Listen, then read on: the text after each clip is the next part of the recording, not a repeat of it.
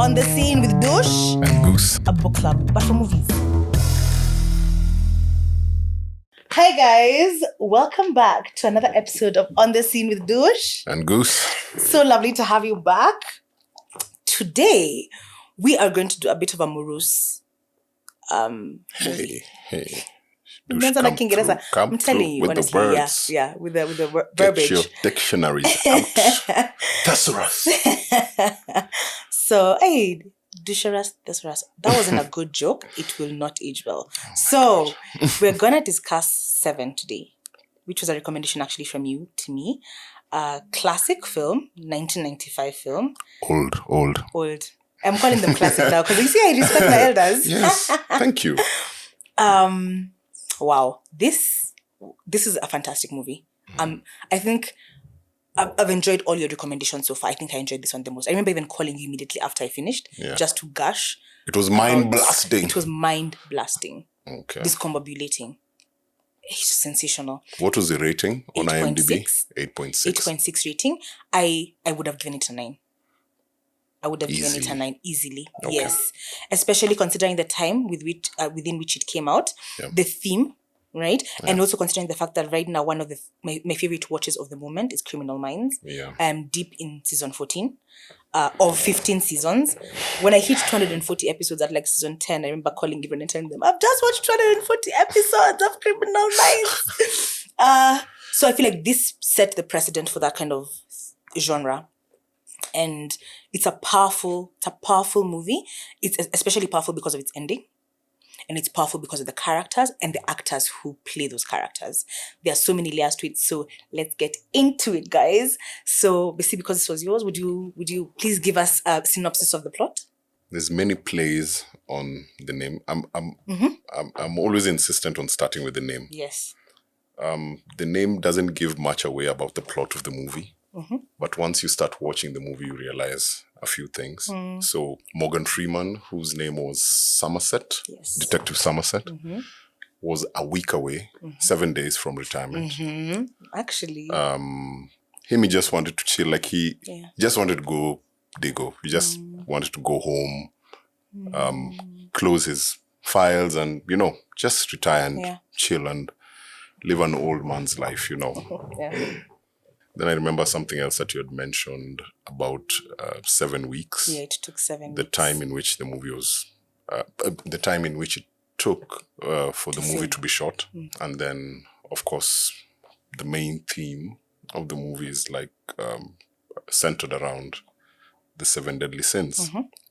So we're introduced to a few crimes that later we find out are perpetrated by a serial killer. And he wants to commit each and every of the 7 deadly sins.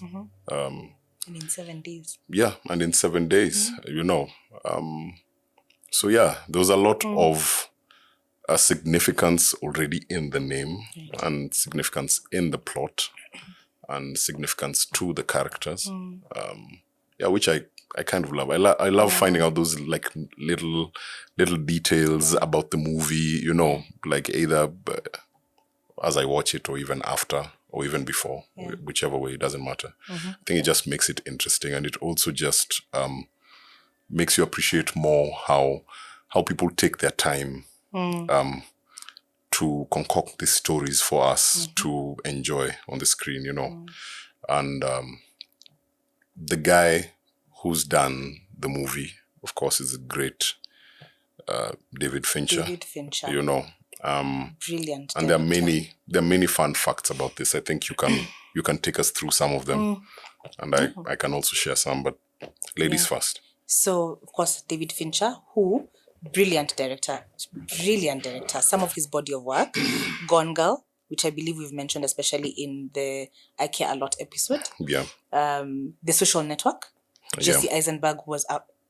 That was one of those anti-hero movies where you hated him, you wanted you don't even know what you're feeling about him. Yeah. Benjamin Button, The Curious Case of Benjamin Button. Yeah. The Girl with the Dragon Tattoo. Yeah. We've also just talked about Love, Death and Robots. Yeah. So his body of work is extensive. He's really great at also this kind of like mind-bending genre of film. Yeah. Brilliant director.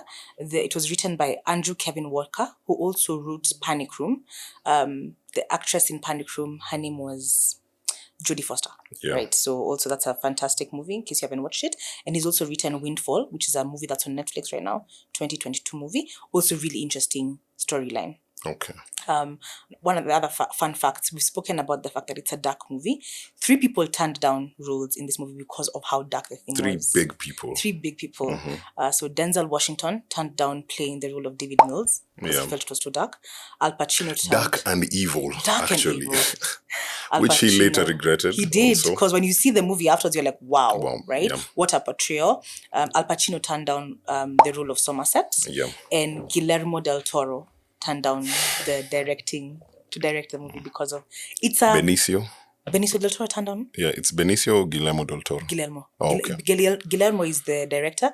Benicio is the actor. Okay. It's beautifully directed. It's a beautiful story, and it's really impactful. It impacted the genre significantly.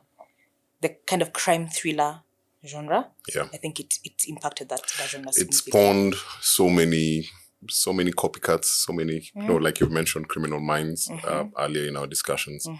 There's something called True Detective from way back in the day. There was also,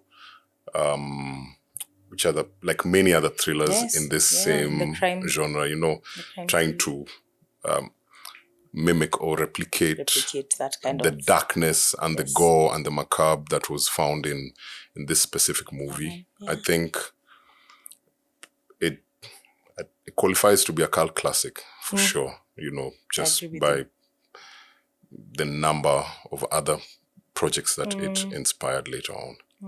I think also one of the things I found really connected to the theme was the hue with which the movie was shot in. It's shot in this really dark, kind of grim looking hue. You know what it reminded me of? Gotham. Like just Gotham, the town. Like I thought of, is Gotham a town or a city? Gotham City. Gotham City. So the way it's shot, everything's just dark and like, as you said, macabre, grim, airy. And so one of the technical facts was that it's because of something called bleach bypass, right? I don't know about much of the technicality, but it's for a dark brooding look where they do something called, they don't remove the silver from film stock. Yeah. Now, I won't let that I understand any of that, but all I took was bleach bypass is what led to now that silver leaks onto the film and it gives it that appearance. Really? Yeah, that's what happens. Yeah. Got it. Okay. And it was in the older kind of like film reels. Right. Yeah. So they just allow it to do that. Then it gives that kind of outcome. Yeah.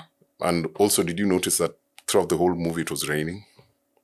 Actually, it wasn't it? It was raining. Yeah, and that was on purpose. They were hoping, they're trying to make it look dreary, and downtrodden, and like a lot of hopelessness. Like the themes were subtle, but they were very deliberate. Like they were really trying to get you into a mood. Like this movie is not for the faint-hearted. Yes. And also let's also let that be a point of note. It's not for the faint-hearted. It's not. And another fun fact is that this guy, David Fincher, nearly quit before he made this movie. Really? He was about to quit. He had made Aliens. I don't know if you've watched Aliens. I have not. Ooh. Roy, you've watched Aliens, right? Aliens. So he made the third installment of Aliens, and it was a flop. It was shitty. And he had followed, because it was more of a studio movie, so he had followed the direction and he was listening a lot to what these guys wanted and and it was a flop, major flop. So he said, I'm never doing this shit again. Until he got the script for 7. And he was like, Andrew, we're going to do this. And when he read it, he was like, oh, snap. Okay. And he slowly started picking now the actors who he thought were going to fit into each of the roles, I don't know have we mentioned the actors, by the way? We've mentioned who wasn't picked, but have you had a chance to mention who? I mentioned Morgan Freeman, who plays one of the detectives, Somerset. Brad Pitt, who acts as David Mills. Yeah. So those are the 2, of course, main actors of the film. Yeah. Yes. And then the other actor. Why can't I remember another actor? Like the Mills' wife, Tracy. No. Okay, there's that one. Of course, but like the Gwyneth guy who makes... I'm sorry. How could I... It's because he's in the last 15 minutes. Oh dear me. Packs and packs. So He it's because actually makes he was the in film. the last what, 10 minutes of the movie? That's all he was in. I think that we were actually Is discussing it that 10 earlier. minutes? It's not 10 Maybe minutes. It's more than 15. 10 minutes. It's more than 15 minutes. He has many scenes because he shows up. You know, before that, no one had seen his face. When they were running through the rain after he was found in his apartment, we didn't They see saw his his face. yet. They just didn't know it was him. They Was saw that his part where you face. see his face? There's a photograph that was taken by a journalist. That was him. Yeah, but when he remembered him, but did he remember his face, or he just remembered that it was the photographer? When they saw the photo in the bathtub, did they know it?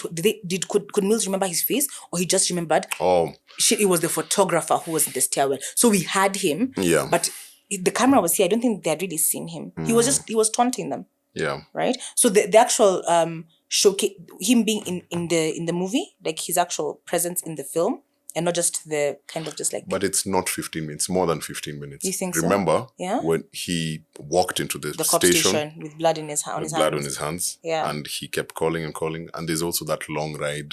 Yes, when he. And Was it a long ride? It was a Yeah, long maybe ride. it was longer. Yeah. But yeah, so there was maybe an that's exchange. There was a whole Right. exchange. I don't think it was 15 minutes. Maybe I stand corrected. But also, let me just say that his name is Kevin Spacey. Yes. And Kevin Spacey acted as John Doe in that movie. And even in that 15 minutes, he was a star act. Yeah. He was a star act. I think that's why I kept on saying he's a heartbreak for me. Kevin Spacey is a heartbreak for me because I think he's an amazing actor. Yeah. I think his body of work is brilliant, and I think he has really showcased his also what do you call it? His range. His in the range. course of his career, right? But in as much as he has range, you remember when we were talking, I was telling you, his range is usually for a guy with a certain kind of authority. I remember, and There's an arrogance about his characters. you know, there is. Usually Whether it's he's kind of tapering it like in Usual Suspect, or he's outright with it like Seven. Exactly. Or House of Cards. Yeah. Yeah, it's present. So a manipulative kind of guy, conniving, very deceitful, deceptive. Yes. Yeah. So he does that role very, very well. Yeah. Very well. Yeah. I agree with you. Okay. So I guess we can now get into the meat and the bones of this movie and start with the 7 sins. So do you want us to like name them and then go through them one by one? So of course the 7 sins are gluttony. Yeah. There is greed. There is envy. There is wrath. There is sloth. Sloth. Yeah. There is the other two that were in the show that There's vengeance. Oh, was it vengeance, wrath? Oh, vengeance is wrath, actually. Yeah. There's lust and pride. Okay. Right? That last one really, I had to pause. During the scene in the movie, I had to pause. Which one? So lust. Lust is the one for the prostitutes. Oh. Hey. On that one, did you realize Do you want us to get in there? Or we that get in from the that beginning? gave birth to Saul? What? Have you realized how Saul just kind of gamified what was happening with lust and turned it into... Really? You Yeah. think that's where it came from, yeah? Yeah. Where else? Where else did the Nini for Saul come from? Like maybe a version of maybe that and Jaws. Yeah. Jaws? Jaws was there before, right? Jaws for the sharks. Jaws is a really Yeah, old film. it's really old. Like, I know you weren't expecting that. Yeah, But but how- it was just the how blood. did Jaws come? Oh, okay. Just The gore. the blood and gore of it, right? Ah, okay. But again, now the human aspect. Maybe Yeah. even Halloween a bit. Yeah. What was the guy's name? Michael? Yeah, Or Mike what Myers. they called Mike Myers. Yeah. There's a car. Is it called Michael Myers? Am I confusing with Austin it's Powers? Mike Myers. The guy who played Austin Powers is called Mike Myers. Yes. Could it be the same The person? guy who kills people in Halloween. is also called Mike Myers. I love that. Fun fact, guys. Fun we just fact. announced that. With Dush and Guus. John Is it? Doe spends 20 minutes on screen. 20 minutes. Yes, so it Okay. was a very brief, Yeah, but a his brief impact cameo. was felt Yeah. throughout the film. Okay. So now we can get into the meat and the bones really of it. So of course the first, Which scene do you want to take first? I want us to start with gluttony. Mm-hmm. I want us to start with gluttony. Yeah. because of my quote, the quote I loved from Yeah. that film. It was the only time in the film where I smiled or laughed or giggled, and it was in the beginning, because after because after that I was a lot of it was just like, if I know you can't, the audio guys can't see me, so I'm kind of like just in shock, and I spent the entire Fuck movie the just what? in shock. So we begin with gluttony.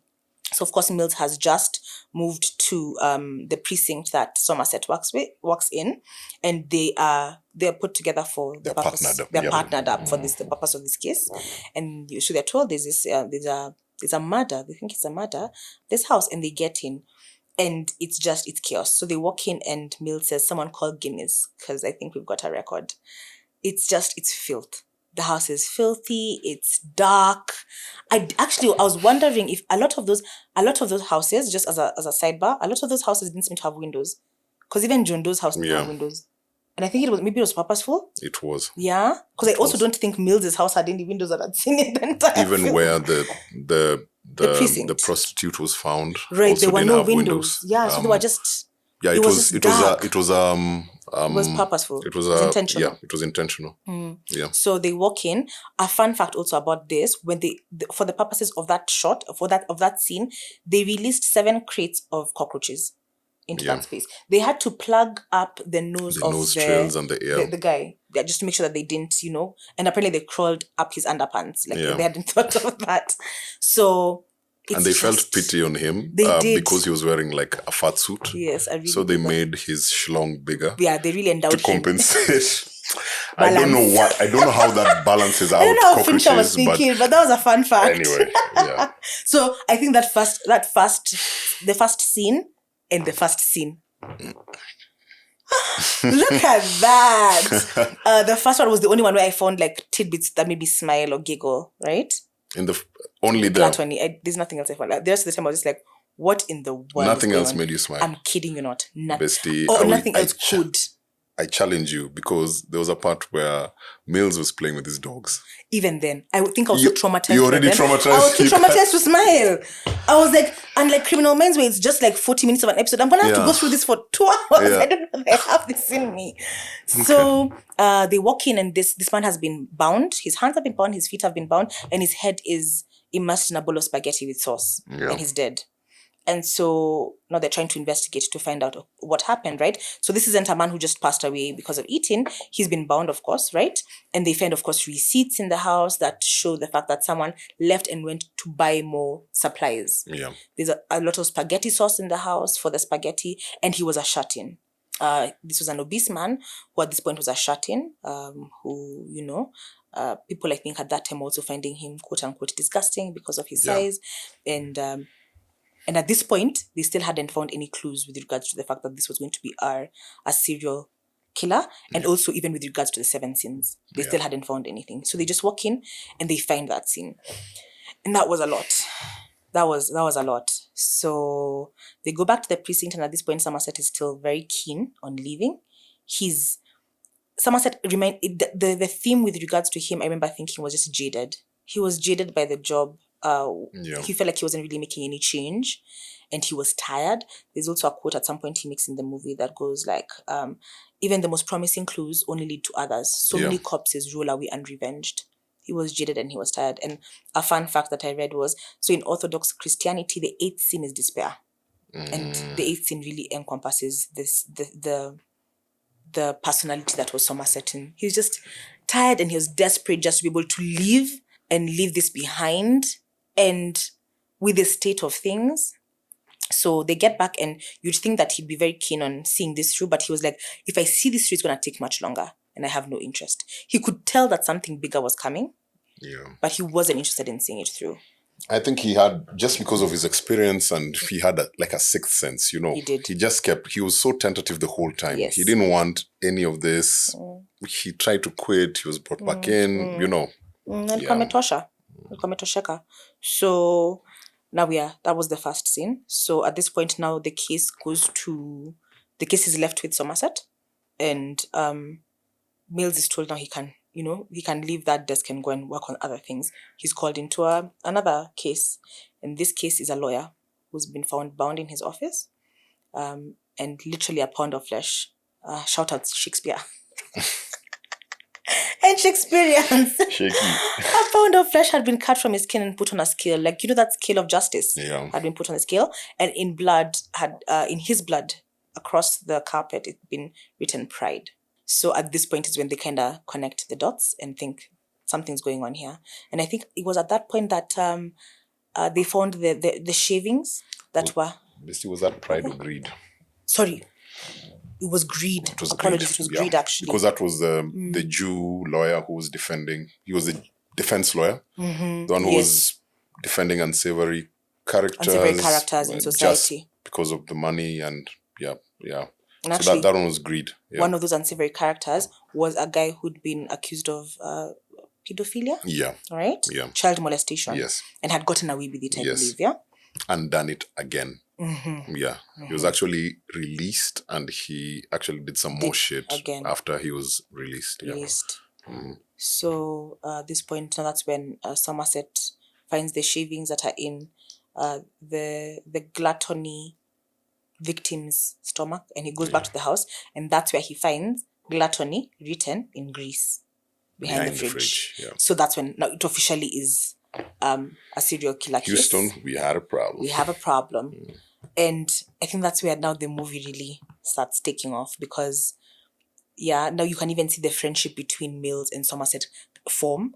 That's when I believe Tracy, who was Mills's wife, invites Somerset to their home to come for dinner. And I remember thinking the value of a woman's touch, because she kind of just, where they were kind of like, it wasn't two hotheads. I feel like it was the need to be shown respect by Somerset, and they also need to be respected that Mills had. That I feel like they were clashing before that point. Was it about respect? What do you think it was about?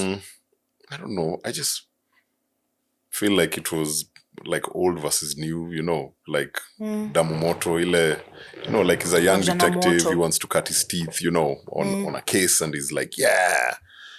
And this guy is telling him, like, slow down, like, kitu iko na formula, but and you can see even throughout the case, he's like, he even printed out things for him, went to the library. Those were things Mills was never going to do. But basically, remember, this was after Tracy, because before that, what I'm saying? I think it was a matter of like a pissing contest of respect.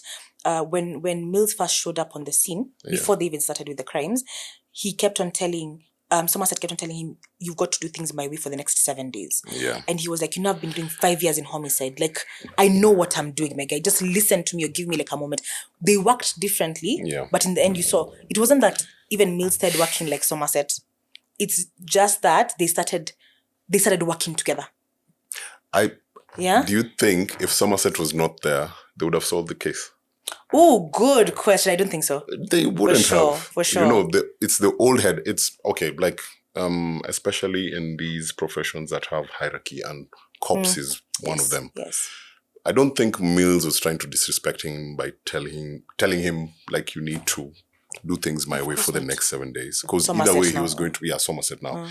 Because either way he was going to hand over his case files to him, Nini. Right. So I think he wanted to bestow upon him, like, yo, this is the... Yeah? Yeah. You don't think it was arrogance on Somerset's side? I don't think so, because I didn't find him as an arrogant. I just found that he had more experience. Like, he has more... like, it's glaringly more than... Somerset had been there for over 20 years, sorry. He had been there for over 20 years, and he has seen a lot. Yeah. And even, like, when he was... You could see, like, his spider senses were... tingling as soon as he saw the first thing in this case. He was like, yo, man, I need to get out of this, because I feel like this is just going to keep going and going and going, Like he has that knack, that experience, Sure. So I think he was just trying to guide him, but Mills was hot-blooded. And you see it comes to the fore at the end, because, So I think he was just trying to show him, like, the way things are done, or the way he did things. But he didn't... I get what you're saying, but I still think there was an arrogance to Somerset at the beginning. I think I saw that distinct shift when Tracy came into the picture, when she invited him over for dinner. It's almost like it humanized, not humanized, that's the wrong word. it kind of softened Somerset's view on Mills because I feel But like because he was Somerset just saw something, what did he see? Yes, I know he had the foresight. I'm not. No.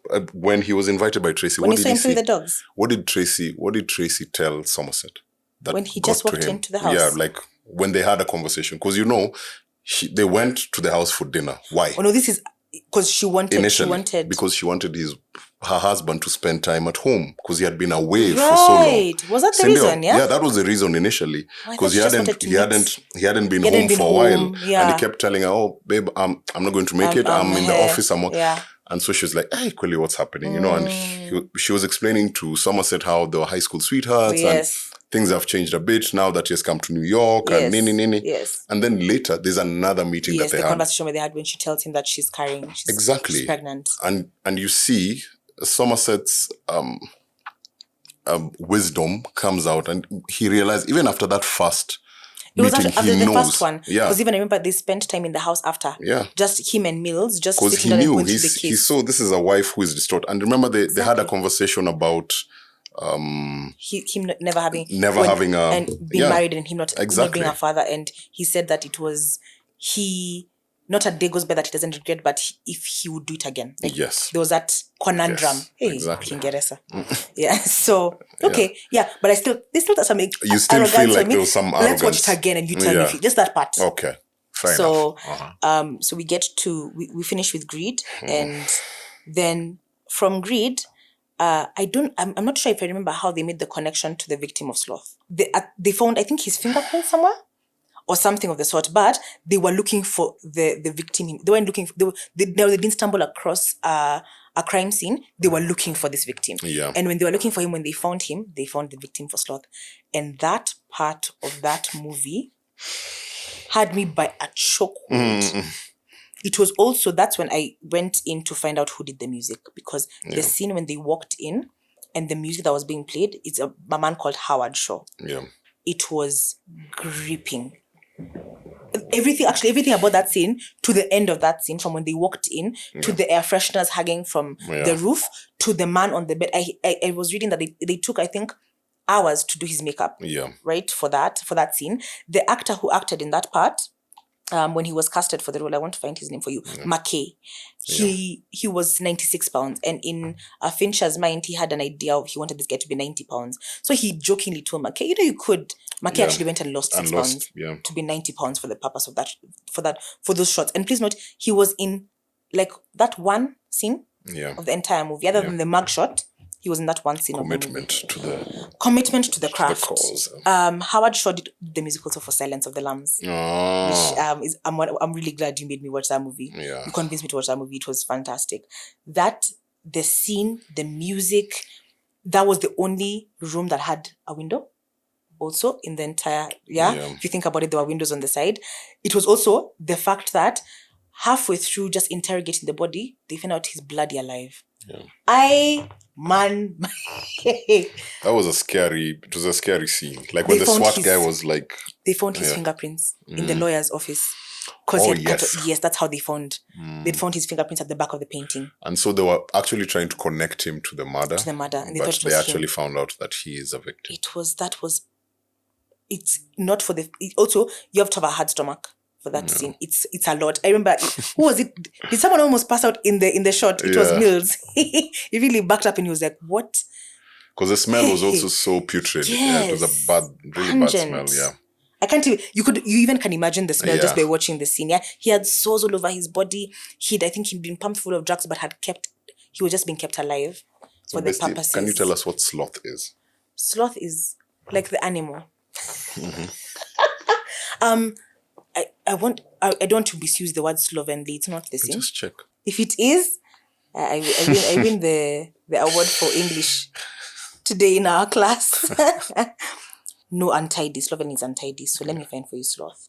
Yeah, so slow moving, habitually disinclination to exertion. Yeah. Indolence. Yeah. Yeah. And then, of course, there's the animal that people think is cute, but it will kill. So, like, for this guy, the reason why I was asking that is this. With gluttony, you see, the guy was obese. Yes. So he was targeted because he was obese. Then for greed, he was a lawyer The money. who was defending unsavory characters, and by virtue of getting their money, which is blood money basically, Yes. he was greedy. Yes. So for the sloth guy, what do you think the case was? So, let me. I hadn't thought about it, but let me throw something in the Yeah. works, and you can tell me if maybe that's what you were thinking as Yeah. well. Something I've seen also in Criminal Minds is that one thing they say about child molestation and child molesters is that they're too lazy to go out of their way and too lazy and too afraid to go out of their way to try and woo women their own age.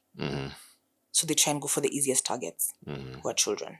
Yeah. I know also the fact that he had been in bed for a year, just also by virtue of the fact that he had been bound to Yeah. that bed Yeah. for the last year and just been pumped full of drugs and just kept alive enough. What else? What had you thought? That's I've just come up with that Yeah. question right now. I was just, so I'd I was just think trying to that think about it. that's something So I've does it seen. mean that the Jew lawyer and this guy were connected? But wasn't he his lawyer? Yeah, like that's what I'm trying to. Like connected in another way? Am I connected in No, that like way? in that way. Like that's what I was. Oh, trying so to yes, they were guide you. connected. He was his lawyer. Sorry, yes, he was his lawyer. My brain cells have A taken. liar to mention a liar. Lawyer. Okay. So yeah, actually yes, that was his lawyer, and Yeah. that's how his also prints were found behind the lawyer's painting. Yes. And then on top of that, I've seen that in Criminal Minds. Yeah. Them speak about their two, especially when they're trying to, they get into the arrest part in Criminal Minds, and they're trying to speak to the perpetrator, The unsub. and they say things like that, like you're too lazy to also try and get a woman your own age, that's why you're going Yeah. after children, Yeah. right? You're too scared of women. Yeah. Yeah. So that could also be maybe a thought behind it. Right. So And then that leads me to the fact that now, did you feel any bad feelings because this guy was slothed? bad feelings. Yeah, because yeah. this guy he's a pedophile, basically. But he's been Has been slothed. he's been slothed basically to near death. No. Did you feel bad for him? No, I wanted Because his. this is why I was asking these questions, because when right. you started at the beginning, you're like, oh, that scene, it was so. Also, the scene for me was not necessarily about the answer. No, Yeah. I'm joking. Yeah. It wasn't about the victim. It was about just the setting of the scene. cinematography. Yeah. Yes. Okay. It was about the scene. It was about the music. Yeah. It was about how even like the makeup of the story behind McKay having to lose pounds. Like everything about that scene for me made the movie for me. I won't say it made the movie for me. It made the beginning of the movie for me, because I was like, wow, what a movie. Yeah. I think I'd kind of going into it, I'd kind of numb myself a bit, knowing that the type of movie it was going to be. Yeah. I was going to walk in with feelings like, for I care a lot, I was going to have a rough time. Yeah. So I had to tape up my feelings just because I didn't want to walk into that movie with my feelings all over the place, because if you don't watch out, it's like watching Criminal Minds. You can carry those things with you. You have to remember this is a movie. It's very easy. And you see, like with all these people, again, there's another underlying theme that we also saw when we reviewed I Care a Lot. Like, these bad people, do they deserve to be killed? And it's across, because all these people, like an obese man is a gluttonous man, he deserves death by being overfed. The greedy man, had to atone for his sins with a pound of flesh. The sloth, the sloth guy, and so on and so forth. You see it going across. It cuts across the board. And it's like, I don't know, it kind of presented a moral dilemma. Not because it's true, just because it's like, do we kill people because of our perception of their sins? Exactly. I think across the board, I would say no to the others, because everyone deserves their day in court. Yeah. So for the greed one, I'd say also maybe because I have a legal background, everyone deserves their day in court. But for now I struggle now with the aspect. And that's why I also, even in law school, I was going to quit law because of going to the criminal courts. Yeah. Because the reason I was going to quit is because I was in court during a criminal rotation for a child molestation case. And I realized I don't have the stomach for this shit. Yeah. It's, especially now when it comes to real life, So in that case, now I would be biased because I'd be like, kill him. Yeah. Kill him. Actually, those questions for, if you could, like, of all the, the crimes are committed, Yeah. what kind of criminal would you do away with completely? I think Yeah. for me, child molestation, without a doubt, Okay. immediately, right? So for me, that one, Yeah. that one is where I had Yeah. rose-colored glasses for that one. But the rest of them, I felt like, like, is it a sin because of my perception? Is it a sin Yeah. because it's a sin? Or is it a sin because it's Dante's Inferno? Yeah, Dante's like, Inferno, yeah. So Yeah. right? Okay. Yeah. So sin number 4. So sin number 4, we went to lust. Actually, the minute we went to sloth, for me it was a steady motion of what is happening in this movie. Lust, so at this point they found his house. So after they found the sloth, Yeah. they ended up finding out where they went and found they went on a covert mission to get the library records, right? And a fun fact about that. So before that, during the filming of this movie, getting the library records of people to try and was illegal. utilize that was illegal. But after that, there was I believe, After the 2001 incident, Patriot the terror Act. incident, the Patriot Act Yeah, was so the enacted, government- and you can now Yeah. monitor library records of people to find out about their connection to a crime. and that's why sometimes So- they say movies are meant to like Preamble. condition people. Yes, You know, and then they are. yeah, and they are. because like they introduce something that maybe people, if it was introduced to them like at once, maybe guys would revolt, or guys there would be an uproar about it. But if it's introduced to you in bits and pieces, and especially like in popular culture, music, movies, it becomes more acceptable. It's called programming. Is it called programming? Programming, yeah. And I think that's just to a soundbite for this. That's one of the things I'd like to say about movies. I know sometimes people think people who watch things are lazier than the people who read, Yeah. right? But there's something to be said about, and I hope that's one thing that this show and podcast is able to do, showcase the versatility and the impact of film in the world, right? Books are great, and we are not taking away from books. They are fantastic media sources, and just also sources of even reality and history and all that. But And so good are English. movies, and good English as well. But so are movies. Movies Yeah. can showcase a wide array of societal issues, even the use of language, as Yeah. we've seen even in film, right? Yeah. So there's something to be said for this medium as well, For sure. right? It's So like that was a book sound club, bite. It's like a book club, but for but movies. for movies. Yeah, there's something to be said. So yes, so we are at last. So they get to John Doe's apartment. Of course, so there's this chasing scene when they were chasing him in the rain. Fun fact, Brad Pitt fell and had to have surgery. During his that hand scene, through he the put his hand window. through, yes. And he had to have surgery. Like in real life. In real life. Yeah. Now, Brad Pitt, not Mills. Yeah.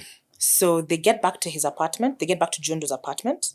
And, of course, now all this evidence is there that this is the man. And that's when they see the picture of this lady, who, of course, they can tell is a working girl, which is also a synonym for a prostitute. But, of course, at that time, there's not facial recognition to the level it is now, right? So there's not much they can do about that information other than try and do recon work and find out who she is. And through that, they end up finding out who she is, but it's a little bit too late. And they find her. Okay? So, first of all, what they found was, to find her, they found her picture, and then they found the leather shop. And apparently in the filming of that, Doe was outside watching them. Yeah. Right? And I missed that as well. I missed it. I after reading it in the chat rooms is when I had to Yes. go back and see. Oh, there was a guy outside the window watching them. Yeah. Watching now Mills and Somerset walking to Yeah. the leather shop. So they walk into the leather shop, and it's kind of the shop that makes BDSM equipment. I don't. Do they actually call it a leather shop? Because that thing, because that guy was just there to make like Wild contraptions. Bill's leather store. That was the name, yeah. So Do you think that had anything to do with the serial killer? Bill. Wild Bill. Bill, the one who is in Silence of the Lambs. I don't know why I did. Because Bill did a lot with. Who was Bill in Silence? the guy who took women's skins and Was his sewed name them Bill? together. Yeah, he was called Bill Wild. Wow. He was actually Wild Bill. Yeah. And also in the movie wasn't in Silence of the Lambs. Yeah. There was a contraption that he made. Was it that? Yeah, that thing with the spread the one for spreading the hands that he'd use on the women to stretch out. Was it to stretch out their backs or what was it? Yeah, it was something. Their Yeah. skin, right? Because there was. Yeah, that would be so cool. It's crazy, yeah, because I also read about that, like in one of those things, and I was just like, yeah, Wild Bill is in Right. Silence of the Lambs, and it's a serial killer, and this is Yes. Wild Bill's leather shop. I don't think it's I don't think it's coincidence. coincidental. Yeah, knowing the director who's Yes, and even the fact that Howard Shaw did the music. Yeah.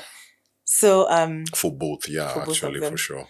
So walk in and they see the contraption. They don't show it to us, but they take the picture. Yeah. Then they are called into this case. Let me tell you, my guy.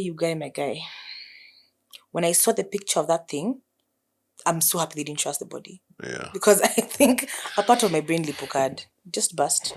You know, something they did very well in this movie, alluding to things, like that let you come up with your own level of terror in some of the scenes. How like how bad create would it in your mind, how bad create you think it it in can your be. mind, you How know, bad and you think it that's can be. I feel like that can even be worse than actually seeing Yes. how the body would have been cut up or how it would have been.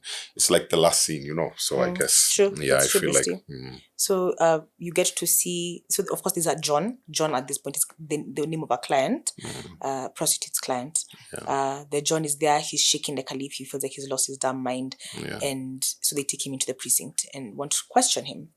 A fun fact about the actor: his name is Leland Osa. He actually deprived himself of sleep to be able to act out the way he did. Yes, Yeah. because he was terrified, and he wanted to be able to really portray that terror to the best, to his best. Yeah. He had such a short part to play, but he played it really well. Really well, yeah. So he says how this guy made him wear it and made him fuck her with it, and please watch the movie so you can know what the contraption was. I feel like, let me not spoil it for you, but it's murderous. It's horrific. And it's also ingenious. It is. It really like is. in an evil way, you know. It is. What is that? It is. You know. And that's why I'm saying so. Actually, yeah. Now, what we were talking about in the beginning, I was telling you Jaws, just for the gore of it. Yeah. Right. So we get to, right before now, the piece de resistance of the movie. The final scene before that is Pride. And the line for that was just, "You cut off her nose to spite her face." Yeah. Wow. So beautiful woman found in her bed, dead. Her face bandaged up. To one hand glued a telephone, to the other hand glued sleeping pills. So tough choice. And again, I keep saying so. Yeah. You can see the devious ways he's coming up with to torture people, you know. Yeah. And I think the lady chose not to live anymore. Let's discuss the fact that it was a choice. He gave her choice. Yeah, he gave her a choice. Because he'd cut off her nose, but she was alive. Then he gave her a choice. Told her, "Listen, I'm going to glue two things to your hands. I'll give you a phone and you can call the cops or call the ambulance. And I'm going to give you sleeping pills. And you can do away with life because you don't want to live with..." Like that, yeah. Yeah. It's... what a movie. And that also tackles a lot. Yeah. Like, it's still relevant to this day, some of these things that are being tackled there, yeah. Beauty standards, you know. Yeah. And especially with the advent of social media, you know, which has really magnified everything that people feared, people were insecure about, vices. And people, vices, you know. So, yeah. This movie actually aged very, very well. Very well. Very well. Very well. Yeah. Very well. And I don't know if you mentioned in the fun facts, Andrew Kevin Walker wrote this script when he was a struggling writer. Yes. And he said in one of his interviews, like, you could find any one of these sins as you walked through the streets of New York easily. You know, you could kick a can and you find it would drop on one of the scenes. It's just there, you know. Yeah. Art mimics life. Yeah. Yeah. So then we get to you know, the final 20 minutes of this movie, which are The climax. climax. Oh wow. So after the 5th murder, Pride, John Doe walks into the police precinct. You know, what do you call it? Fingerprintless and covered in blood. And of course, he calls the detectives who he'd called them on the phone to tell them that he admired them greatly. Yeah. And he surrenders. Especially Mills. Yes. Yeah. Oh, God. Oh, dear me. And so, take it away, bestie. Let's talk about the last 20 minutes. So he walks into the precinct as Mills and Somerset are ahead of him, and he tries to get their attention initially, but they don't hear him. And nobody in the police station seems to notice who he is. And I think I remember in one of the scenes when he's talking to the detectives, he tells them how easy it is to kill people, you know, like you can move around the city. Unbeknownst to them. to either your victims or to people even around. People don't even care about their surroundings, their neighbor, you know, like you can do whatever you want to do. And that scene, I think, kind of depicted that also very well. A busy precinct, cops dealing with perpetrators, trying to book them in, Minor offenses. phones ringing, whatever. This guy walks in, full in with blood, and nobody notices. You know, you'd think... How? A cop station is like safe haven, like even like a bank, you know, like the way when you get into a bank, guys are watching you, like, yo, are you armed, like, are you, you know. But I think it really brought that out, and especially probably about that specific city, maybe probably mirroring New York, and what the writer was trying to bring out, which I found really cool also. So he had to shout, detectives, and and of course, when Mills saw him, I think Brad Pitt really did well to bring out that what is it called? What is the word for this thing? Is it haughty? I don't know what I'm trying to bring. You know that these guys who like we're in a rush, like let's do this now. Like there's no thought process. It's like a very rash guy, very instinctual, you know. And then he'll do shit and say, oh, oops, okay, now we've already done it. Like you remember the scene when they actually met, they showed up at John Doe's house the first time. Yes. And Somerset was trying to reason with him and tell him, yo, think, because you know, if you knock down this door without a warrant, and how did we get? What will you say you did to get to this place? Information to this, and then it will become inadmissible in court. You know. But he didn't want to think. He just wanted to. Let's go. I'm trying to find that word when someone is rash and they're. Like in simpler terms, it's a hothead, but I don't know. I know there's a more succinct way to describe. There's an adjective. But anyway, so I think the way they also built up Mills slowly, and you could see he's doing rash thing after rash thing after rash thing. I'm not saying that I could predict anything, but like they just seemed like he was a loose cannon and he could do anything at any time. And I think he played that role very, very well. You know, because even you as the viewer, you're like, wait, see, bro, si you chill, ama unatakaje, si you relax kidogo, si ufikirie hata just take a minute, hata mara moja, you know, like and he was having none of it, you know. So even the way he was like, yo, lay down on the floor. He didn't even want to listen to what the guy was saying, Nini. Like, if he had an opportunity, if he had an opportunity, he would have shot him right there. And the movie would have been done. Actually, the movie would have been done right there, So I really like that. And foolhardy. I was trying to find the word for you, but I couldn't find it. But it's maybe foolhardy, And then, of course, the engagement with him, which was also really he lawyers up real quick. Because he had a plan. He had a solid plan. And there's this thing in Criminal Minds where they call but they give don't call it titles, but they classify Yeah. unsubs, yeah. And I remember thinking about how they classify him, and I thought moral enforcer, because we thought about the morality of the seven Oh, deadly yes. sins. Yes. And then mission based. Mission based are those ones where they say in the end it's either going to be he'll commit suicide or he's going to be a shootout. He's not going down Yeah. with surrender. Like, so when he surrendered, I remember thinking, this is not going This to is go. not it. This is Yeah. not it. Yeah. He's not just walked into a precinct without having thought about the ending of his story. Yeah. And he's a narcissist. This man doesn't want to go to jail. Yeah. You know, and those are things, as you've mentioned, that Mills foolhardy didn't think of. We didn't at think all. of. You know, and those moral enforcer guys usually tend to be very detail oriented, very meticulous guys. So by the time they're doing something, 4 or 5 steps ahead have been calculated, you know. And I love that. And I keep telling you this. The villain. The villain of the piece always makes. Who would have made the Nini then? Who would have made the I don't think I felt like those are protagonists in this film. the protagonist? Maybe I thought the cops, but detectives. they both had their, one was jaded and one was rash. Uh-huh. Like, I didn't, maybe they're not the ideal quote unquote. Yeah, they're not. Right, And protagonists, but because they're detectives, in yeah? that reality. Think of cops. Just think of cops themselves. Think of cop shows even there. Forget cop shows, even in real life. These guys are meant to be our protectors. But they're struggling to pay school fees. They're struggling with some loans, some bills somewhere. And then you find that they have to do some dodgy stuff to make ends meet. Sometimes they take shit out on you that they're not supposed to, you know, because they're supposed to be professional, but they're not always.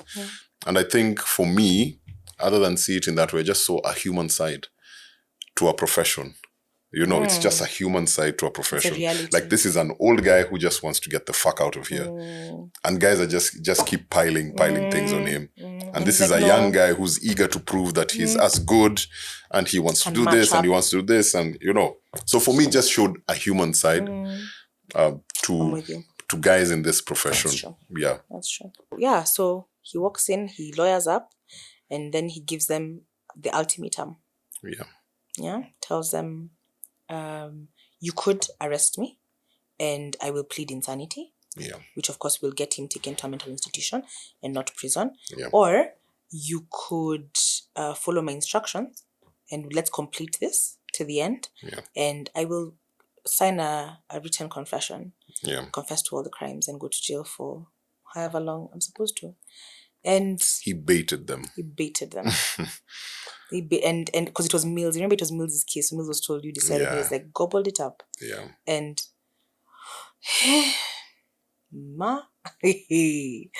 so then they begin the car ride that also give the long car ride, which was more than 20 minutes, Roy. All of 7 minutes, which gave one of my best quotes of the movie, where John Doe said, "People will barely be able to comprehend, but they will not be able to deny." Yeah. And that statement stood the test of time, not only in the scene that happened at the end, but also in the movie. Yeah.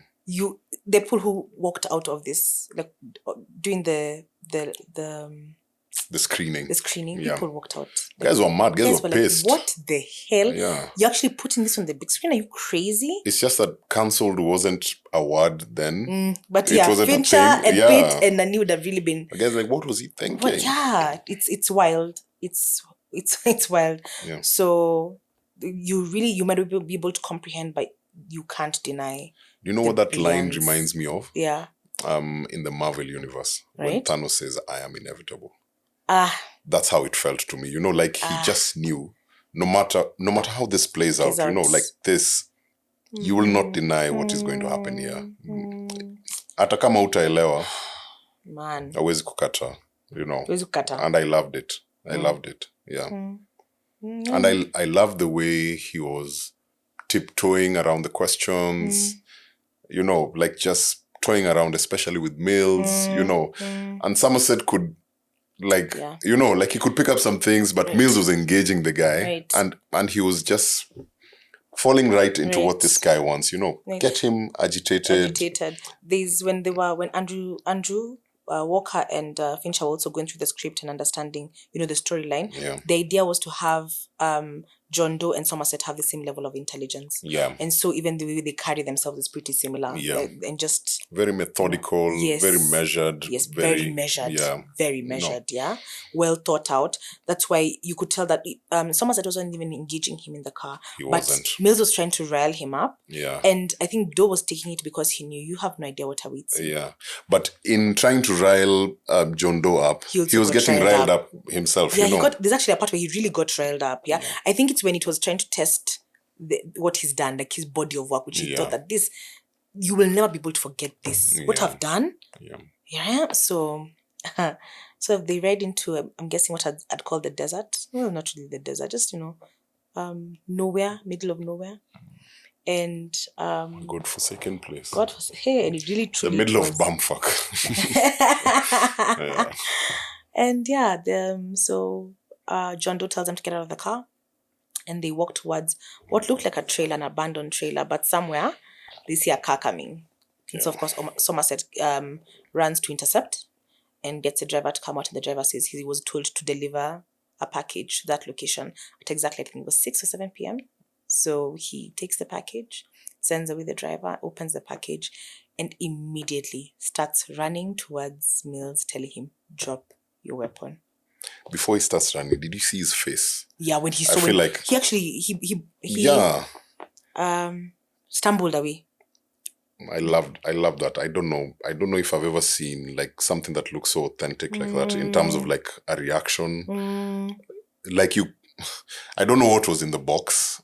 At this point, actually, At this you don't point, show, like in the movie, like I don't know if they tried, because I haven't seen anything about that. I don't know if they tried to put anything that would shock him or Nini, but the acting in that little scene was really, like even you're like, hey, what is happening? what's Actually, happening? What's in here? You know the way I tend to preempt Yeah. things. The minute you opened the box and he said, telling him, drop your knife, I knew it was his wife. Yeah. I knew. At least at that point, you could know. I knew. Yeah. I didn't know what I think also the only identifiable feature would have really been, especially to Somerset. Yes. Would have been.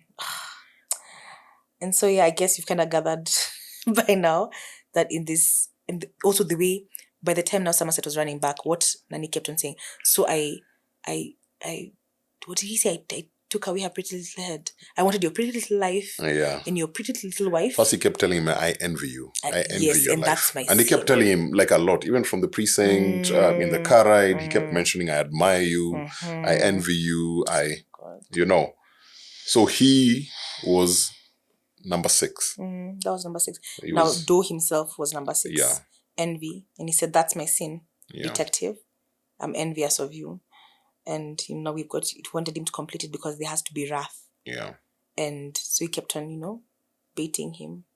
And then, of course, what's in the box? Yeah, man. What's in the box? That was the scene that made it for me. Yeah. What's in the box? Yeah. So, I don't know why I found also, in as much as the scene was, what's the word for it? Was it sad? Was it jarring? I found it funny. I don't know what's wrong with you. Looking at Brad Pitt's face when he was doing when you say that this was your favorite what's line, in the box? Like you found that funny. So funny. I found it so funny. Because of his expression, his facial expression at the time. He was crying. Watch it again. Like he had, I don't know, like he was ugly crying. That ugly face from, I don't know, I found it funny. I found it a bit funny. Yeah. What? Is in the box, yes. Yeah. I think also the fact that in real life they were dating, like Brad Pitt and Gwyneth Paltrow. Yeah. I feel like it must have come. It was like a guttural, like pain, just thinking that if my girlfriend her head was really in the box, there's nothing funny. You can't tell me nothing. You didn't make a talk. Can't tell me nothing. The one time Queen is a box sipper. So right, and that's pretty much that's how the movie ends. Of course, they put Mills in a cop car, and of course the unit chief, well, the cop, the chief, whether it was the station or the unit, said that he would definitely take care of him, and of course Somerset said whatever he needs. And that the movie ends there. I really do hate the fact that he killed him, because I think also watching Criminal Minds and understanding how, like, I want someone to pay. And I want you to play slowly. I want my pound of flesh, and I want it in bits. Vengeance. Shall be mine. I want. This life or the next. I don't want you to cop out. Yeah. And I feel like the real winner was Yeah. actually John Doe. Yeah, he was. got And that's everything how he he planned wanted. it. That's how he planned it. So for me, that was a part of the movie that I was like, I get wrath and I get he felt pain. I just wish he could have controlled it for the purposes of making this man rot.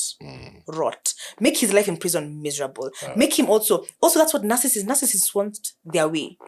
So take that away from him. Like, don't buy into his narrative.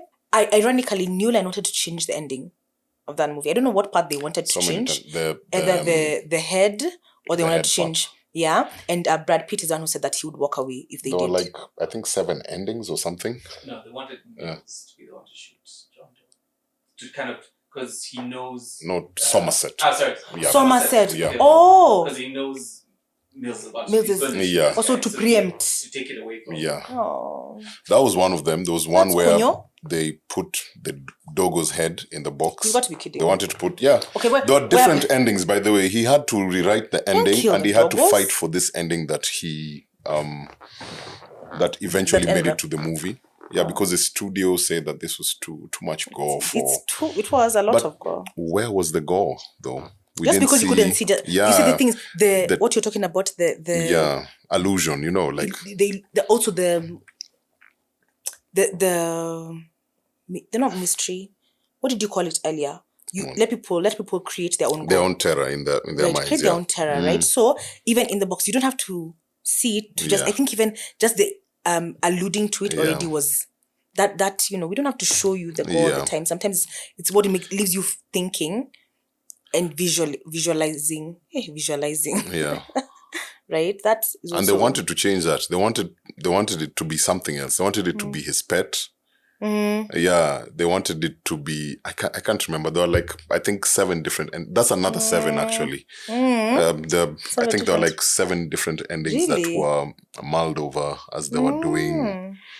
Then I could be Not wrong, but I remember there were post-production. many endings that were many. touted as possibilities for the movie. Yeah. So basically, let me ask you this: Yes, please. in that movie, who was the best actor in that movie? Wow, it's a big question. Yeah, who was the best actor in that movie? And then this is 2-tier. Which of the 7 sins really? Okay, so best actor, Kevin Spacey. For his 20 minutes. But I loved the way he carried that role. Sin, I struggled to choose between the two, Sloth and Lust. If pushed him to shove, I would probably choose Sloth. The scenery, Oh, like which one was? that was the most jarring for me. Okay. Yeah, Sloth. the scene, Yeah. the music, the visuals, the victim, the fact that he was alive, everything about it. Yeah. That was my favorite scene of the movie. Actually, that was my favorite scene of the movie. Yeah. What about for you? For me, the actor, yeah, I think Kevin Kevin Spacey, Spacey. Yeah, takes the cake, of course. Yeah. Well supported definitely. by Brad Pitt and Morgan Morgan Freeman. Freeman. In terms of the sins, I don't know. I kind of like revenge. You know, Wrath? Yeah. Yeah. Like personally, like I Right. just like revenge. ending. You know, like an eye for an eye. Right. So I felt some kind of like relief that he shot John Doe, Right. and like Yeah. you know, like release Toyo. Yeah. You know, I know it's not like the best thing all the time, but yeah, I feel like that one There is was one relief which to it. yeah, there was some relief. There was, of course, there's the jarring nature of it, because you're Yes. thinking, oh, the wife who was pregnant, and the kid has died and everything. So for me, that one was one which was Yeah. yeah. So movies that are similar to 7. I would say Criminal Minds for me. I'd say or series, actually. yeah, for me it's a series. Yeah. It's 15 seasons, which is a lot, but It's Actually, it's an not a lot anthology at all. of sorts, in Yeah. that every episode is a different unsub. Unsub is an unknown subject, which is what they call the perpetrators before they know them. Paratrooper. Paratroopers. So, Brilliant cast. It's changed over the years, but that's core cast at the beginning was great. A lot of actors in that series have also left because they felt that it was too dark. So it same goes with Seven. Brilliantly written. I love the fact that I have become a small detective in my house, and and now I'm a detective on small crimes. Yeah, so detecting things. that would be definitely be my nomination for something similar. What about yours? I don't think they match up to Seven. Yeah, Yeah, but they're just like something like similar. trying to like Saul. I keep mentioning Saul. I actually loved the first maybe like 2 or 3 installments before I felt like they started losing the plot. What in the Fast and the Furious? Yes, Yeah, they started stretching things out too much, ridiculous things. But I felt like the first few ones were not so bad. Yeah, so Right. for me would be the first ones, the first few installments. Yeah. Yeah. Okay. I like that. And it's a lot of blood and gore. That's maybe the only difference. It's more than maybe not as well thought out of like a it's not as premise. technical. Yes, but the blood and the gore is definitely there. And the whole idea of turning it into a game, you know, I thought that was devious. Yes. I like devious. It's devious. Yeah. So I Actually, like it's that very part. devious. Yeah. Yeah. And yeah, I think I like that a lot. Yeah. Yes. So David Fincher, which other movies has he done? So that we can put guys onto him. Another brilliant director. I'd also just like to mention something about the ending of Seven.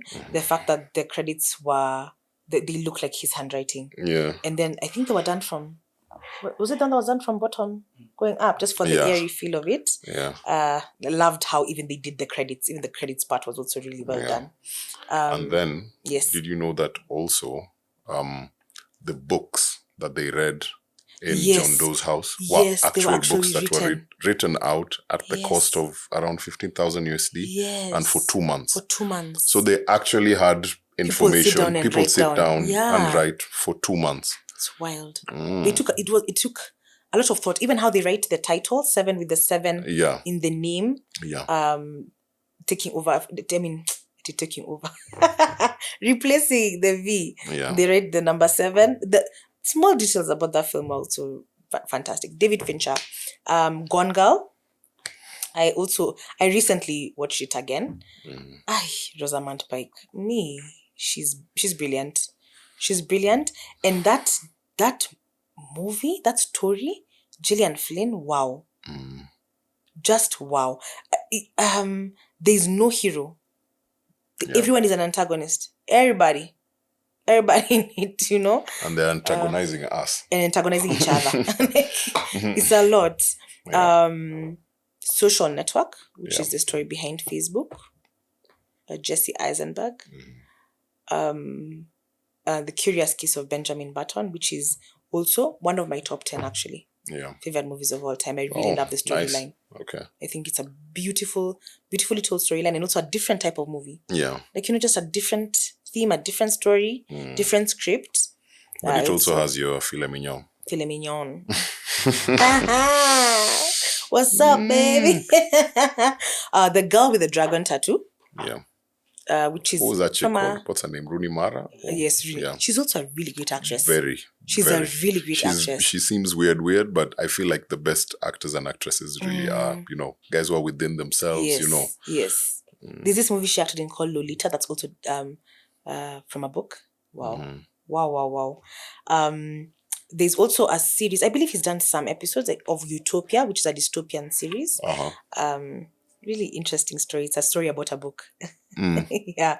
So it's really interesting. Or was it a book or a series of books? Yeah. Right? Or a series of stories, not in one book. And he's also done the 3rd season of Love, Death and Robots. Yeah. Which, if you haven't watched that series, animated Get on it. brilliance. Yeah. It's like 7, 15, 20-minute episodes. Yeah. It's, think of it like, actually, would I say, I'd want to compare, kind of, what's this thing we love that's also on the flicks? Black Mirror. Oh, okay. Yeah. Think of it that way. It's different stories by different writers, different directors, all animations in one series. Very, very well written stories.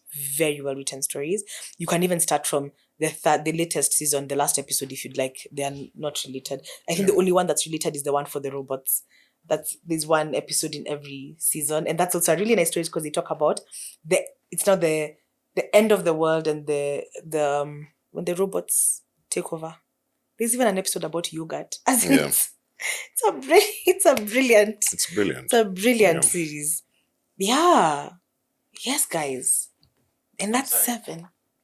How can you not mention Fight Club? I was waiting. Sorry. I didn't even write it. Also, I haven't watched Fight Club. Oh, please edit this part out.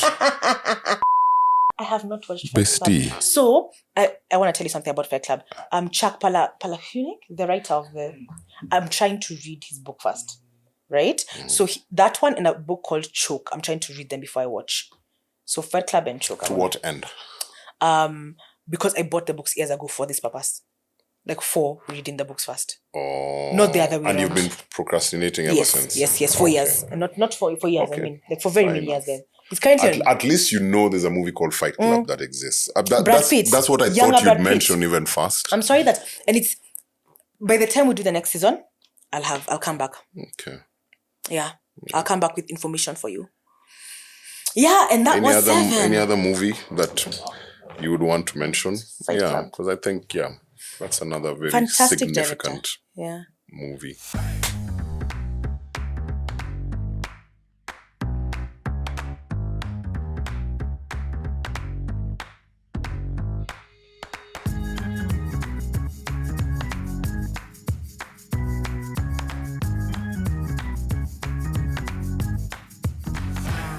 Goodness me, I don't have a recommendation. Okay, I'll give a recommendation for this please. one. There's a movie done by Christian Bale in the year 2000. It's called American Psycho. Yes. It's also a book, isn't it? American Psycho is also a book. I don't know. I feel like sure. I also read the book, but I've watched the movie. I've watched American That Psycho. movie and 7 maybe, kind of like in the same kind of gene pool.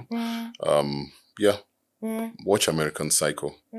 Yeah, but again, if you have the stomach for it. Because American Psycho is very psychotic. Yeah. Actually, let me throw something in there that I hadn't thought of. There's a movie called Triangle. That's a movie about the Groundhog Day concept where someone loops a day. Yeah. 2009 film. That's all I'm going to say. Watch it. It's mind-bending. It's a mind-bending film. There's blood. There's gore. Does it have a good story? Has a really good story. Okay. I think the storyline is actually based upon the fact that it's the mystery of finding out why the day is looping and what's causing all the death. It's a mind-bending movie, and I really enjoyed it. I really enjoyed that movie. I've realized I don't like gore for the sake of it. It has to have it has to be anchored in a good story, you know. I'm with you. Yeah, so I get that. Yeah, I'll check it out. Say The Triangle. Yes, The Triangle. Okay, cool. Yeah, guys, we'd really love to hear what you think. What were your favorite scenes in the 7 movie? Since we have discussed this movie, let us know what yours were. Let us know, was this movie heavy for you? Did you enjoy it? Like, how did you feel about it? Did you laugh at what's in the box? There's nothing to laugh about. Or am I a psychopath? Psycho, American Psycho, African Psycho.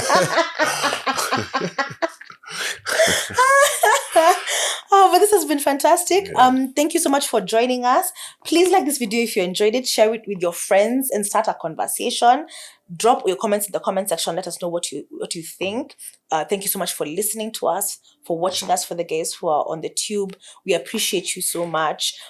Hit the notification bell for the next one, and subscribe to our channel, please. We love having you here, and we love the community we're creating, because it's like a book club, but for movies. Thank you guys so much, and see you next time. Bye. Bye, guys. On the Scene was filmed at Nyumba Cinema, located at Roslyn Riviera Mall. Give them a call for a cozy private experience at the movies. On the Scene with Dush and Guus. A book club, but for movies.